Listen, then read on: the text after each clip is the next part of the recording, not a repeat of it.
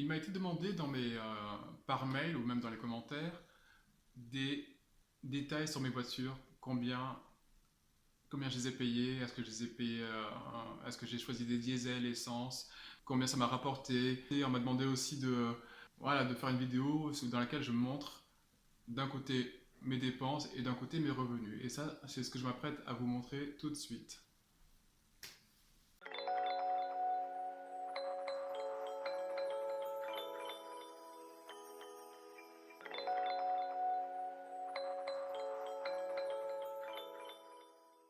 Ok, c'est parti. C'est parti pour le cas concret numéro 1.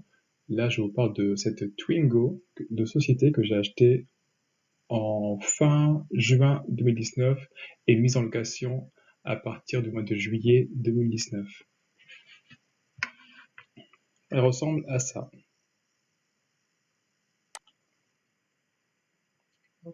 Voilà, exactement. Donc, vous voyez, hein, c'est une station. Ça s'emballe et ça revient. Elle ressemble à ça. Donc, voiture toute simple, rien d'exceptionnel. Une petite bouille mignonne que les gens aiment bien en général. On voit à l'arrière qu'il y a que voilà, c'est vraiment une deux places. À l'arrière, c'est un grand coffre. Donc c'est l'avantage de cette configuration, c'est que c'est un véhicule que j'ai pu mettre à disposition des gens qui disposaient ou qui avaient un animal à promener, quoi. Voilà, un animal de compagnie, un chat, un chien, peu importe, mais dans une cage. Cette Twingo est mise sur deux plateformes, sur Getaround et sur Wicar. Le boîtier électronique n'était pas installé, elle était sur Wicar. Ça me permettait de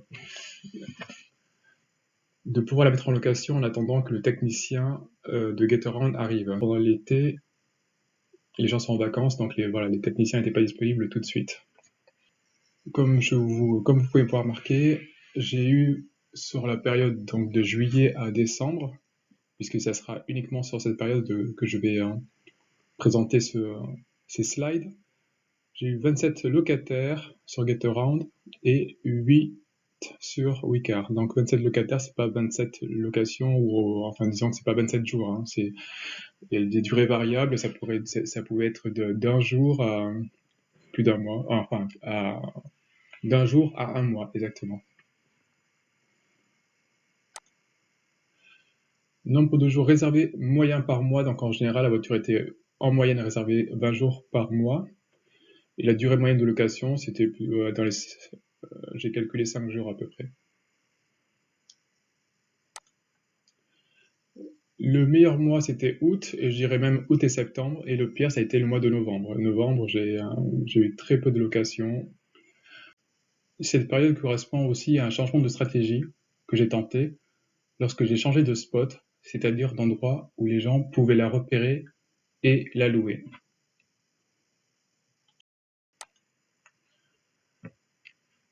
En termes d'évaluation, c'est une moteur qui est plutôt bien apprécié. J'ai eu 25 évaluations sur Getaround et 5 sur Wicar. C'est important de demander une évaluation aux locataires parce que sinon, la plupart du temps, ils oublient. Et puis après, il y a des gens que j'ai relancés, mais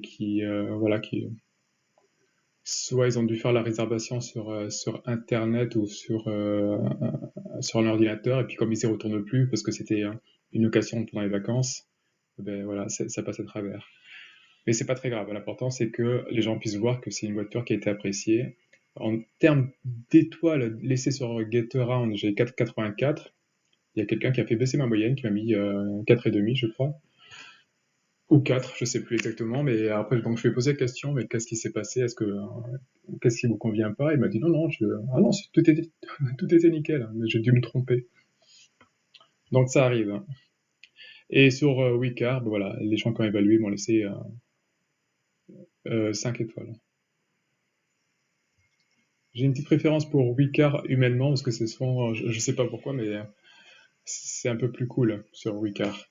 Le seul problème, c'est que l'application, des fois, ça arrive que l'application plante alors que vous êtes devant la voiture avec avec le locataire, mais j'aime bien Wicar. En plus, ils sont bien plus généreux en termes du prix qu'ils vous payent, hein, une fois une fois qu'ils ont prélevé leur commission.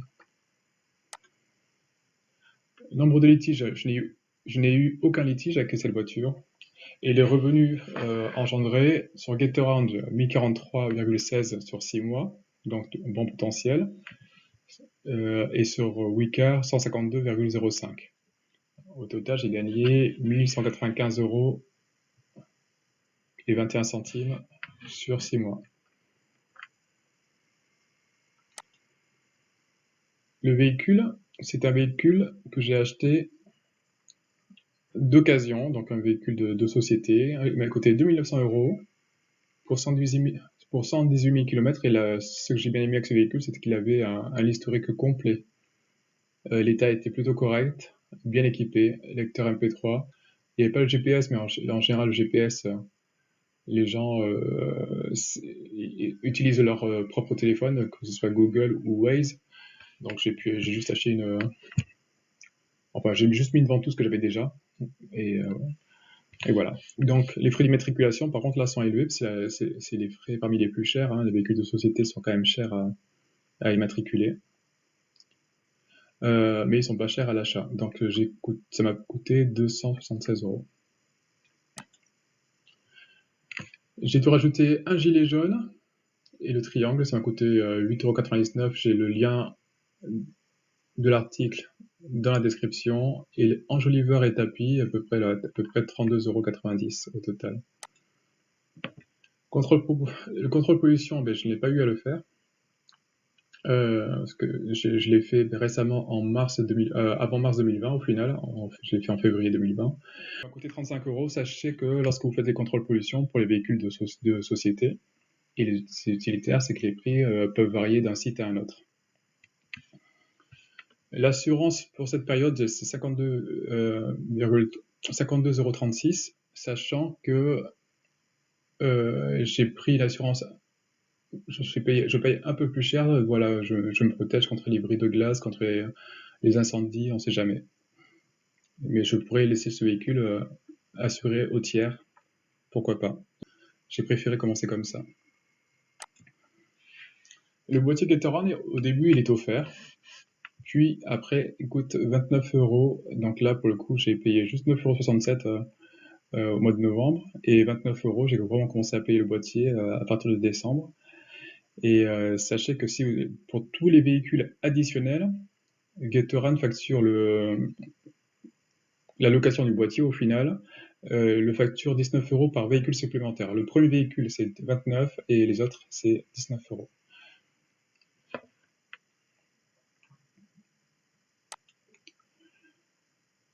Donc cet investissement de 2 900 € m'a rapporté, si on retire ce que j'ai gagné et ce que j'ai dépensé, un bénéfice de 482,58 €. Alors certains me diront que ça, mais on va comparer par rapport à un livret A. Si j'avais 2 900 € qui dormaient sur mon livret A ou sur un compte développement durable, tous les produits qu'on peut nous vendre à la banque, vous rajoutez 1% et c'est ce que vous avez à la fin de l'année. Là, j'ai plus de 400 € sur 6 mois. Donc c'est un investissement qui est plus accessible que l'immobilier, puisque là, si vous me suivez, vous savez que j'ai commencé avec mon propre véhicule, et c'est avec l'argent de mon propre véhicule que j'ai agrandi ma flotte de véhicules. C'est mieux que le Pinel. Le Pinel, vous savez, c'est les projets dont on voit souvent les pubs sur Internet et qui vous disent que voilà, en investissement dans l'immobilier, vous ne paierez pas d'impôt pendant 3 ans. Mais le problème, c'est que c'est des biens qui sont surcotés, pour lesquels vous ne pourrez même pas mettre le locataire de votre choix. Vous ne pourrez pas choisir le prix du loyer.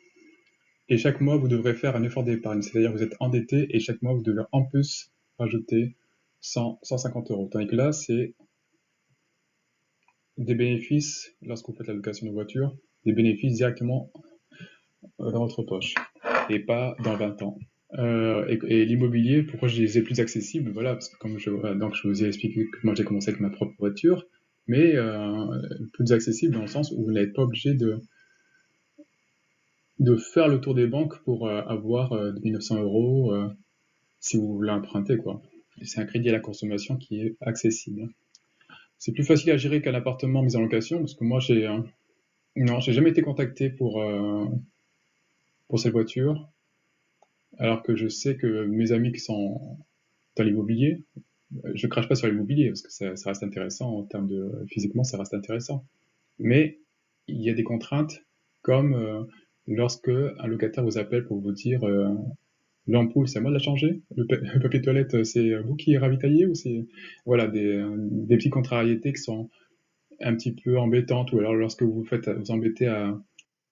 vous embêtez à proposer un bien de qualité et que finalement votre vitrocéramique est rayé, votre canapé, poltron et sofa a été mordillé par le chien du locataire, euh, et pas mal d'autres petites anecdotes comme ça. Avec la location de voiture, vous n'avez pas à vous occuper de ce genre de problème. Alors, effectivement, on a vu qu'en termes de bénéfices, enfin de ce que j'ai gagné à la fin de l'année, il y a des frais qui ne vont pas revenir. Les frais d'immatriculation, 276 euros, je ne vais pas y repayer.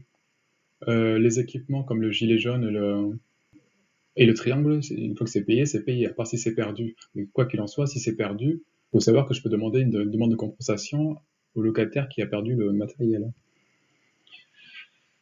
Et c'est donc plus facile à se lancer dans ce genre d'activité que d'espérer une éventuelle augmentation auprès de votre patron. Et puis même si vous aviez une augmentation, est-ce que vous êtes sûr de gagner au final sur 6 mois plus 400 euros, plus de 800 euros par an en demandant une augmentation?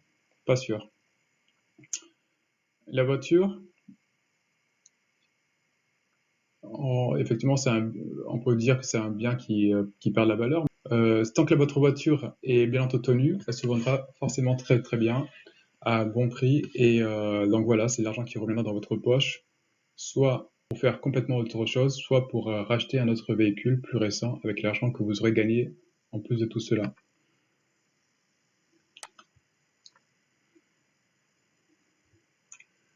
Voilà, donc, mais en tout cas, merci de votre attention. J'espère que ça vous intéresse, que ça vous parle et que ça vous a aidé à vous décider ou alors peut-être que ça vous a complètement rebuté. Quoi qu'il en soit, n'hésitez pas à laisser un commentaire si vous avez des questions à me poser. J'ai créé un groupe WhatsApp dont je mettrai le lien dans la description et vous trouverez aussi, pour ceux qui veulent se lancer et qui ont peur de se faire avoir, je vous propose ce que j'appelle le guide starter. C'est un guide dans lequel vous aurez toutes les questions qu'on peut se poser au début. Et donc j'ai tout collationné et j'ai mis l'essentiel pour commencer. En plus de cela, vous trouverez une trame, un guide, une aide à la décision pour acheter un véhicule d'occasion. C'est une trame qui vous permettra éventuellement de relever certains points qui peuvent amener à une négociation du prix vers le bas. Tout ça est entièrement offert. Vous allez voir, au début, ça paraît pas grand-chose quand vous allez voir des notifications comme quoi vous avez touché 30, 40, 56, 60 euros, 15 euros. Et après, c'est quand ça arrive à la fin du mois, si vous choisissez la version mensuelle, je dis ah quand même, les petits ruisseaux qui font les rivières, hein, comme on dit. Donc c'est un peu ça le principe. Donc n'hésitez pas à récupérer mon guide juste en bas dans la description. N'hésitez pas à me contacter par mail parce que là je vous propose à la fin du confinement, donc jusqu'au 11 mai, parce qu'actuellement c'est le 11 mai, je vous propose, vous me contactez sur ma boîte mail. L'adresse est indiquée juste là, si vous voulez. Hop, tac. Dans la boîte mail, et tout simplement, je vous propose de vous accompagner pendant 1 heure soit pour vous aider à rédiger votre annonce, soit pour vous donner des conseils.